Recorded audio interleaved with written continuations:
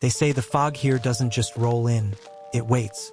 It lingers at the edge of the tree line like a shy guest, watching for a door to be left unlatched. Elias hadn't been back to the creek in 20 years. The iron gates were more rust than metal now, weeping orange streaks onto the pavement. He remembered them being taller. Or perhaps the world had just grown smaller in his absence. Inside, the air tasted of cedar and something sharper, something cold. The house felt less like a building and more like a held breath. Every floorboard had a memory. Every shadow had a weight. He set his lantern on the foyer table. The light flickered, dancing across a row of portraits whose eyes seemed to track his movement. There was a letter on the floor, unopened, yellowed. It hadn't been delivered by a postman. It had been placed there from the inside. In the silence that followed, Elias realized the ticking hadn't come from a clock at all. It was coming from behind the wallpaper, a frantic, rhythmic tapping. He reached out, his fingers hovering over the peeling floral patterns. The wall was warm, and then, for the first time in 2 decades, Elias heard his name whispered. Not from the hallway, but from the wood itself. Some secrets are buried because they are precious. Others are buried because they refuse to die.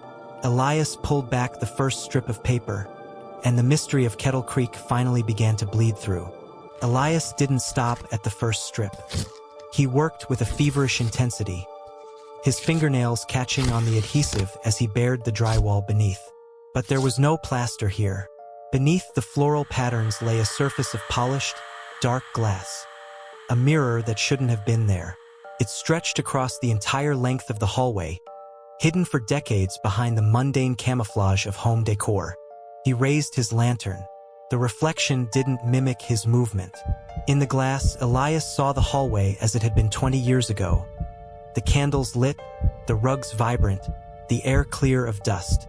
And there, standing behind his reflection, was a figure. It wasn't a ghost. It wasn't a monster. It was Elias, but younger, wearing the same salt-stained coat he'd lost the night he fled this house. The other Elias placed a hand against the glass, matching the exact spot where the real Elias stood. The heat he'd felt earlier wasn't from the wall. It was from the life on the other side. The glass didn't feel like a barrier anymore. It felt like a membrane. Exchange. The voice didn't come from the wall this time. It came from his own throat. Elias felt a sudden, violent chill. The color drained from his hands, turning them the gray of old ash. In the mirror, the younger version of himself began to glow with a terrifying, vibrant health. The rust on the gates outside didn't just vanish. It transferred. The lantern fell, shattering on the floor, but the light didn't go out. It moved. A man in a salt-stained coat stepped out into the hallway, breathing in the dusty air as if it were the finest perfume. He didn't look back at the wall. He didn't need to.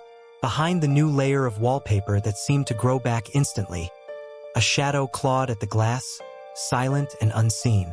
Elias had finally come home, and Kettle Creek had finally found someone new to keep its secrets.